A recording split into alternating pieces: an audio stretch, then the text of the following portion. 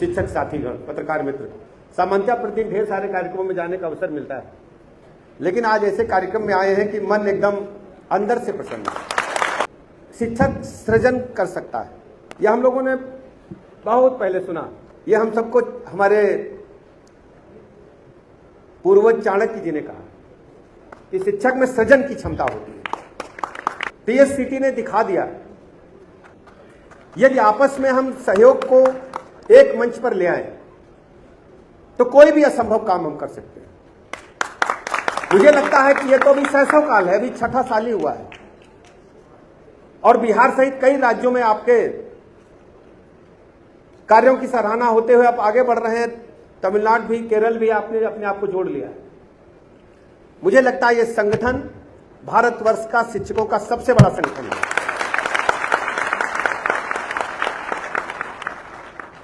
भले ही कोरोना महामारी के काल के समय संगठन शुरू हुआ हो, लेकिन इसका भविष्य बहुत ही स्वर्णिम है। आपातकाल में शुरू किए सभी कार्य, जब कभी मुसीबत में आप होते हैं, उस समय जो मन में विचार आते हैं, वो कहा जाता है कि ईश्वर के विचार होते हैं। और ये आपका जो संगठन है सिद्ध करता है।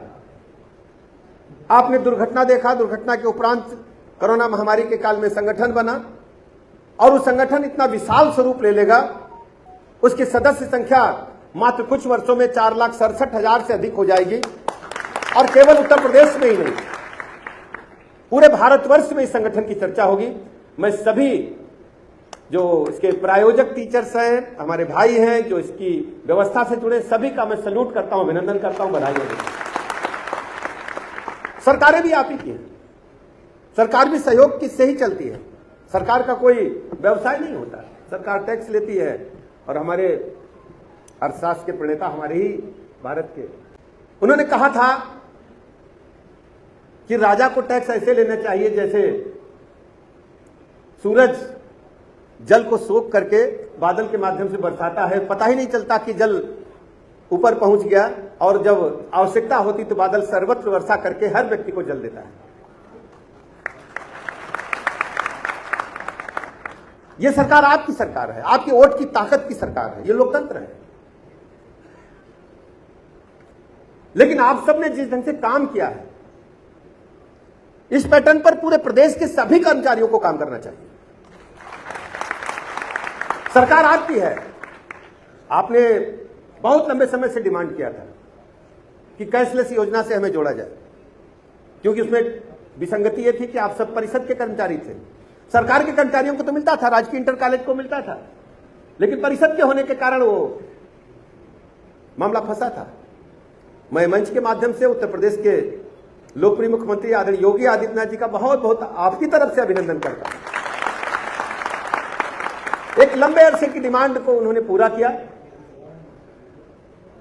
और आज एक और आपके शिक्षकों के खाते में एक और योजना जुड़ी। आज सुबह हम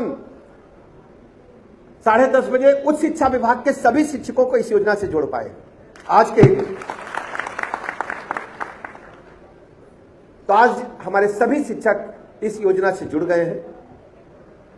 आपको कैशलेस योजना से जुड़ करके अच्छा लगा। माननीय मुख्यमंत्री जी ने देखा कि केवल कैशलेस ही नहीं, बगैर अतिरिक्त संसाधन जुटाए स्टेट बैंक के सहयोग से एक एमओयू साइन हुआ, आपको दुर्घटना बीमा का भी लाभ मिल रहा है। मैं बहुत बहुत आप सबका अभिनंदन करता हूं, मुख्यमंत्री जी का आभार प्रकट करता हूं। और केवल बेसिक शिक्षा ही नहीं, माध्यमिक, नॉन एडेड, एडेड, उस शिक्षा के सभी प्रोफेसर्स को, टीचर्स को इस व्यवस्था से जोड़ने में सफलता मिली। और भी जो आपने कहा है उसको हम, विवेकानंद जी ने जो कहा है कि 62 के बाद भी लागू, बात तो सही है आपकी, बात में दम है। ये जो अभी आपको कैशलेस योजना मिली है, ये तो मन की शांति है कि कौन बात हुई तो कार्ड निकाल लेते, है ना।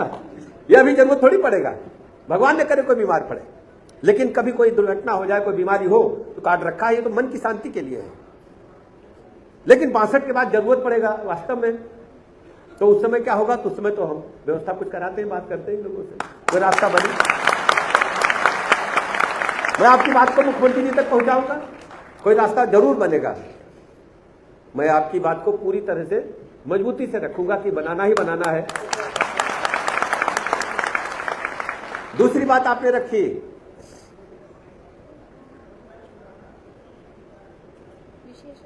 जी, विशेष अवकाश, वो भी मुझे जायज लगता है।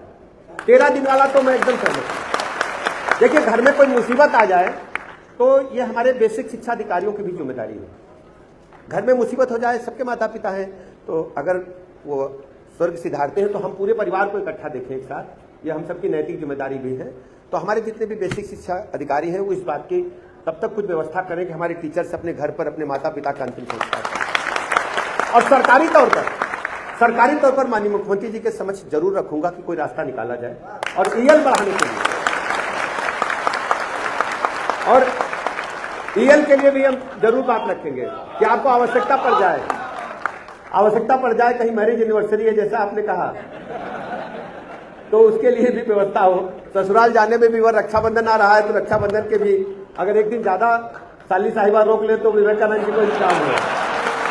फिर दौड़ के जाती है कि बिटिया अगर अंतरदेशी पोस्टकार्ड लिफाफा नंदेव छीन ले तो तुम बैरंग चिट्ठी लिख देना।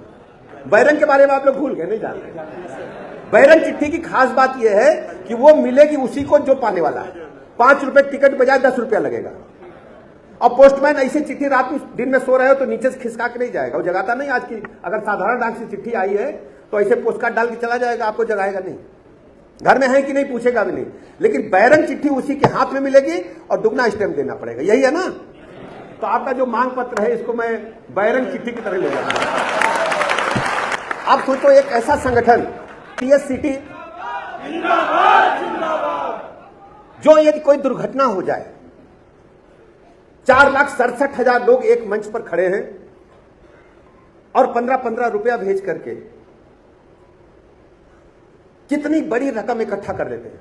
कितनी बड़ी रकम? 50 लाख रुपया, बगैर किसी बीमा के। बीमा कंपनी वाले भी आपका चरण पकड़ लेंगे। बीमा कंपनी वाले कहेंगे भैया काहे मेरी दुकान बंद करने में। बड़े बड़े बीमा कंपनियां वाले, अच्छा वो सब क्या, बीमा कंपनी, पैसा तो आप ही के पैसे से खेल हो रहा है। आप ही के जो किस्त है उनसे पैसा लेकर के पूरा देश चला। तो आपने बहुत अच्छा काम किया, मैं पूरी टीम का पुनः अभिनंदन करता। और किसी की बिटिया की शादी अगर हो गई, केवल 1 रुपया तो चलता ही नहीं है, कुछ मिलता नहीं, कंफर्ट बिस्कुट भी नहीं मिलता। वो आपने सही कहा कि लिफाफे पे केवल चिपकाने के लिए काम आ रहा है। और 1 रुपए से आप जो है कितनी बड़ी रकम भेजते हैं। 51,000 रुपया जिस बेटी के हाथ में जाएगा तो उस बेटी का कोई न कोई एक आइटम, मान के लिए बनारसी साड़ी 4-5 मिल जाएगी। क्यों? बनारस से लोग आए कि नहीं आए? अब 10,000 की साड़ी होगी तो 5 साड़ी हो गई।